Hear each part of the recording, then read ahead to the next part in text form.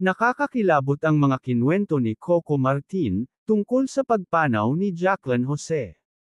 Nagparamdam raw sa set ng Batang Quiapo bago pumanaw.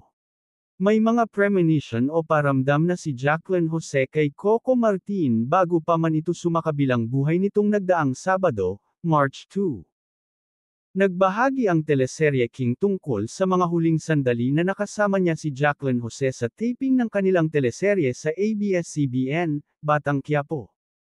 Si Coco ang unang celebrity na agad nagtungo sa bahay ng yumaong veteran actress, kasama ang isa pa nilang co-star sa Batang Quiapo, na si Cherry Pie Picache. Ayon sa Kapamilya Star, ang kapatid ni Jacqueline na si Veronica Jones ang tumawag sa kanya, para ipaalam ang nangyari sa biteranang aktres. Hanggang ngayon daw ay wasak na wasak ang kanyang puso, sa biglang pagkawala ng nanay-nanayan niya sa showbiz. Kahit daw sa set ng Batang Quiapo, ay ramdam na ramdam ang kalungkutan at pagluluksa sa pagkamatay ni Jacqueline Jose, na gumaganap bilang si Dolores Espinas.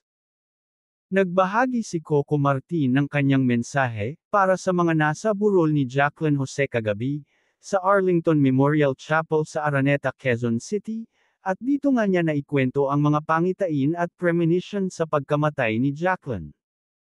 Sa ulat ng ABS-CBN, inalala ni Coco ang isang eksenang kinunan nila kamakailan sa Batang Quiapo, kung saan kinailangan ng magpaalam ni Jacqueline bilang si Dolores sa karakter ni Ivana Alawi. Aniya, grabe raw ang ipinakitang pagiyak ni Jacqueline sa naturang eksena, na akala mo'y talagang nagpapaalam na sa kanyang tunay na anak. Kasunod nito, sinabihan ni Coco ang biteranang aktres na kung pwedeng ulitin nila ang scene. Kailangan daw niyang kontrolin ang sobrang pagluha. Nag-explain naman si Jacqueline Jose kay Coco, aniya, kasi parang isa-isa nang nawawala yung mga karakter sa kulungan eh. Nitong mga nakaraang araw ay palagi rin siyang niyayakap ni Jacqueline Jose, kasabay ng pagsasabi ng I love you. Samantala, ibinahagi rin ng Kapamilya Star ang pagtungo ng ilang cast members ng Batang Quiapo, para makisaya sa taunang Panagbanga Festival. Pagdating ko pa lang ng Baguio, ikinukwento ko na siya, Jacqueline, kay Cherry Pie. Pie, alam mo pinagkukwentuhan namin ni Mommy Jane si Ma'am Charito Solis, sina FPJ Fernando Poe Jr. Tapos yung gabi after ng show sa Baguio, siya pa rin yung pinagkukwentuhan namin. Yun pala, hindi namin alam may nangyari na pala, aniya pa. Pagpapatuloy pa ng aktor, natanggap niya ang balitang pumanaw na si Jacqueline last Sunday March 3, bandang 6 p.m., pumunta kami agad ni Cherry Pie sa bahay niya.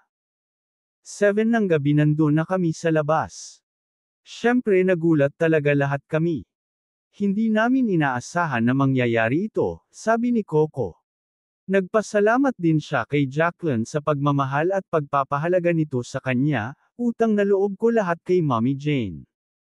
Siya ang dahilan kung bakit ako nandito sa ABS-CBN. Kung bakit lahat nangyari sa buhay ko. Siya ang kasama ko sa kauna-unahang indie movie ko na masahista. Siya ang nag-convince sa akin na pumasok sa TV, sa ABS-CBN, lahad pa ng aktor.